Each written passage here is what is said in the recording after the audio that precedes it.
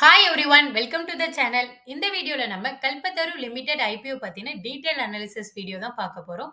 S, இந்த கம்பெனில ஏன் ப்ராஃபிட் வந்து லாஸ்ட் 3 இயர்ஸ்ல நெகட்டிவ்ல இருக்கு அண்ட் இவங்களோட டெப்ட்ட எல்லாமே இவங்க எப்படி ரெடியூஸ் பண்ண போறாங்க அண்ட் ஃபியூச்சர்ல இந்த கம்பெனில எந்த மாதிரி பொட்டன்ஷியல் குரோத் இருக்கு.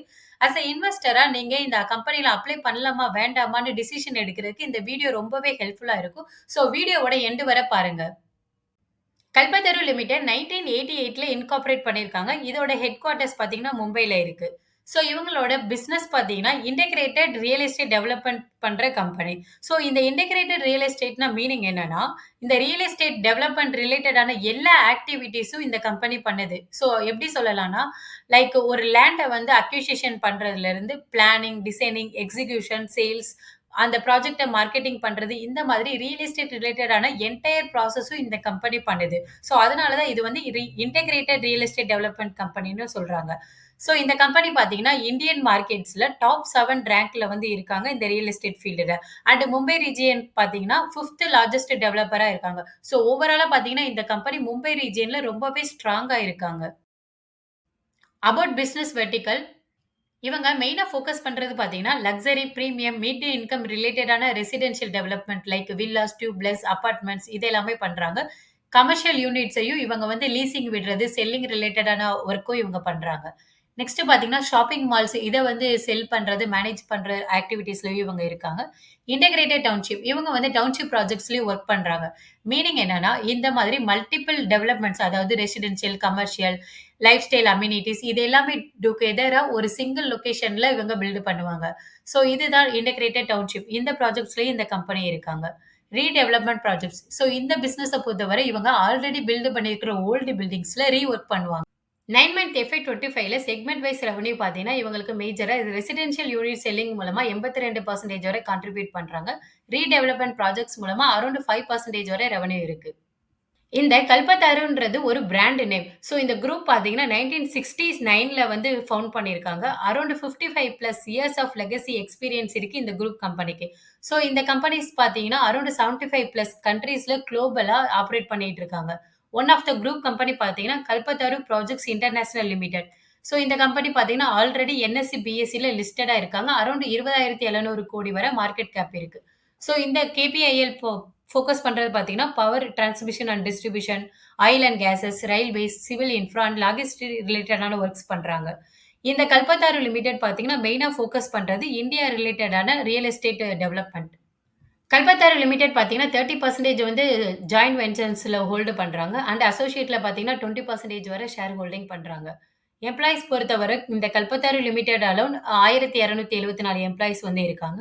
இந்த கல்பத்தாரு குரூப்ல பார்த்தீங்கன்னா, 29,000 எம்ப்ளாயீஸ் வந்து குளோபல் லெவல்ல இருக்காங்க. ஸோ ஓவராலா பார்த்தீங்கன்னா, இந்த கல்பத்தாருன்ற பிராண்ட் நேம் வந்து ரொம்பவே ஸ்ட்ராங் அண்ட் எக்ஸ்பீரியன்ஸ்டா கரண்ட்டா பார்த்தீங்கன்னா, இந்த கம்பெனில 11,000 கோடி வரை டெப்ட் வந்து இருக்கு. ஸோ இந்த ஐபிஓ புரோசீட்ஸ் மூலமா 1,590 கோடி வரை ஃப்ரெஷ் மூலமா ரைஸ் பண்ண போறாங்க. இதுல நியர்லி 1,200 கோடி வரை இவங்க டெப்ட் ரீபேமென்ட்க்காக யூஸ் பண்ண போறாங்க.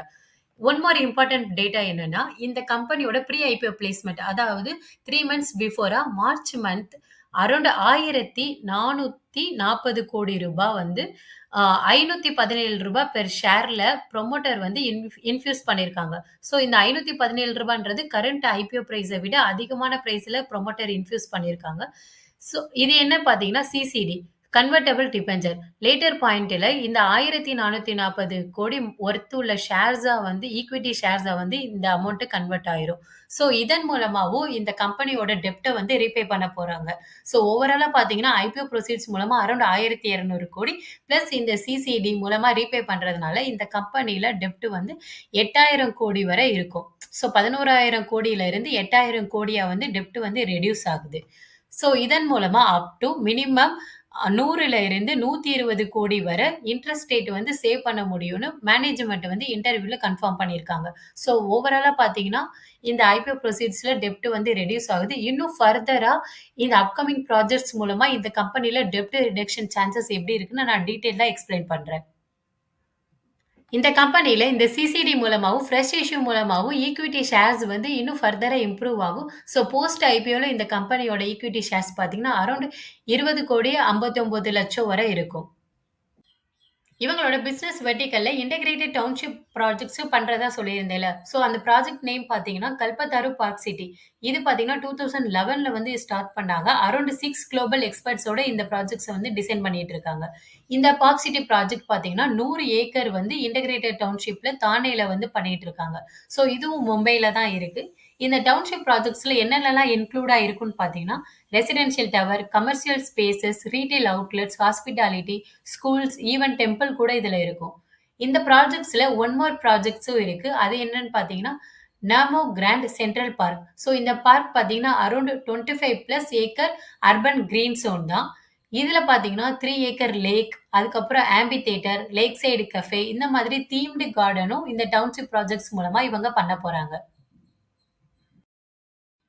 இந்த டவுன்ஷிப் ப்ராஜெக்ட்ஸ் பார்த்தீங்கன்னா, டிஃபரெண்ட் பேஸஸ்ல வந்து கன்ஸ்ட்ரக்ட் பண்ணுவாங்க. ஸோ ஃபர்ஸ்ட்டு பார்த்தீங்கன்னா, இந்த இமென்ஸா பேஸ் பார்த்தீங்கன்னா, 88% வந்து கம்ப்ளீட் ஆயிருச்சு. இது வந்து FY25ல வந்து டிசம்பர் 2025ல வந்து கம்ப்ளீட் ஆகும்னு எக்ஸ்பெக்ட் பண்ணலாம். ஸோ நெக்ஸ்ட் பேஸ் பார்த்தீங்கன்னா, பிரைமேரியா 2 இது வந்து FY26ல தான் லான்ச் பண்ணுவாங்க. FY31ல தான் வந்து இது கம்ப்ளீட் ஆகும். நெக்ஸ்ட் பார்த்தீங்கன்னா, ரெசிடென்ஷியல், கமர்ஷியல் அதர் பேஸஸ் வந்து FY27ல தான் லான்ச் பண்றாங்க. கம்ப்ளீட் பார்த்தீங்கன்னா FY33. ஸோ FY33 வரை இந்த டவுன்ஷிப் ப்ராஜெக்ட்ஸ் வந்து போயிட்டு இருக்கும். இந்த கம்பெனில பார்த்தீங்கன்னா, கரண்ட்டா ஓவராலா பார்த்தீங்கன்னா 36 ப்ராஜெக்ட்ஸ் வந்து இருக்கு. இது பார்த்தீங்கன்னா 49 மில்லியன் ஸ்கொயர் ஃபீட் டெவலப்பல் ஏரியா தான்.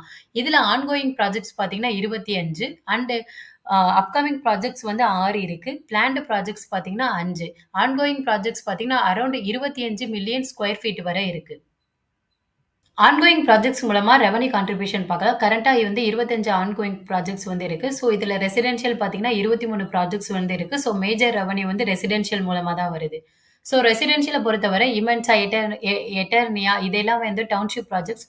இதன் மூலமா 15லிருந்து 10% வரை ரெவென்யூ கான்ட்ரிபியூஷன் பண்றாங்க. நெக்ஸ்ட் பார்த்தீங்கன்னா மேக்னஸ் இது வந்து ரீடெவலப்மென்ட் ப்ராஜெக்ட்ஸ். இதுல இருந்து 7% வரை ரெவென்யூ கான்ட்ரிபியூஷன் வந்து இருக்கு. நெக்ஸ்ட் பார்த்தீங்கன்னா, கமர்ஷியல் ப்ராஜெக்ட்ஸ் மூலமா அரவுண்ட் 5% வரை ரெவென்யூ கான்ட்ரிபியூட் பண்ணுது இந்த 9 மந்த் பீரியட். இவங்க வந்து அசெட் லைட் மாடல்ஸ்லயும் ஒர்க் பண்ணிட்டு இருக்காங்க. மீனிங் என்னன்னா, ஓன் லேண்ட பொறுத்தவரை இந்த கம்பெனி வந்து ஒரு இன்வெஸ்ட்மென்ட் வந்து குடுக்கணும், இந்த லேண்ட பர்ச்சேஸ் பண்றதுக்காக. ஆனா அசெட் லைட் மாடல பொறுத்தவரை ரீடெவலப்மென்ட், ஜாயிண்ட் வென்ச்சர், இந்த ஜாயிண்ட் டெவலப்மென்ட் அக்ரீமெண்ட்ஸ். ஸோ இது எல்லாமே பார்த்தீங்கன்னா, லேண்ட் ஓனர்ஸ் வந்து வேற ஒருத்தவங்களா இருப்பாங்க. ஸோ அவங்களோட லேண்ட்ல வந்து இவங்க வந்து டெவலப் பண்ணுவாங்க. ஸோ இந்த மாரி ப்ராஜெக்ட்ஸ் போகும்போது, லேண்ட் பர்ச்சேஸ் பண்ற காஸ்ட் வந்து ரெடியூஸ் ஆகும். ஆனா எக்ஸ்பெக்ட் பண்ற மார்ஜின் பார்த்தீங்கன்னா, ரொம்பவே மினிமலா 25% வரை தான் மார்ஜின் கெயின் வந்து கிடைக்கும். ஆனா ஓன் லேண்ட பொறுத்தவரை இன்வெஸ்ட்மென்ட் அமௌண்ட் வந்து அதிகமா இருக்கும். பட் எக்ஸ்பெக்ட் பண்ற மார்ஜின்ஸ் பார்த்தீங்கன்னா, இந்த அசெட் லைட் மாடல்ஸ விட அதிகமா இருக்கும். ஏன்னா, இந்த லேண்ட பொறுத்தவரை கேப்பிட்டல் அப்ரிசியேஷன் வந்து அதிகமா கிடைக்கும். ஸோ இந்த கம்பெனி பார்த்தீங்கன்னா, ரீடெவலப்மென்ட்ல 5 ப்ராஜெக்ட்ஸ் வரை பண்றாங்க. ஜாயிண்ட் வென்ச்சர்ஸ் மூலமா 2 ப்ராஜெக்ட்ஸ் அண்ட் JDA மூலமா 6 ப்ராஜெக்ட்ஸ் வரை பண்ணிட்டு இருக்காங்க. ஸோ இவங்களோட ரெவென்யூ கான்ட்ரிபியூஷன் பார்த்தீங்கன்னா, ரீடெவலப்மென்ட்ல 4%, ஜேவி மூலமா 7% அண்ட் 13% வந்து JDA மூலமா இவங்க பண்ணிட்டு இருக்காங்க. ரீஜியன் வைஸ் பார்த்தீங்கன்னா, இவங்களுக்கு மேஜரா பார்த்தீங்கன்னா, மும்பை பேஸ் பண்ணி 70% அண்ட் பூனேல வந்து 24% வரை கிடைக்குது. இவங்களோட ரெவென்யூ பார்த்தீங்கன்னா, FY23ல வந்து பயங்கரமா குரோவ் ஆயிருக்கு. ஏன்னா, ஒன் டைம் லேண்ட் செல்லிங் மூலமா இவங்களோட ரெவென்யூ வந்து இம்ப்ரூவ் ஆயிருக்கு. ஆனா, ப்ராஃபிட் பார்த்தீங்கன்னா, FY23ல நெகட்டிவ்ல குடுத்திருக்காங்க.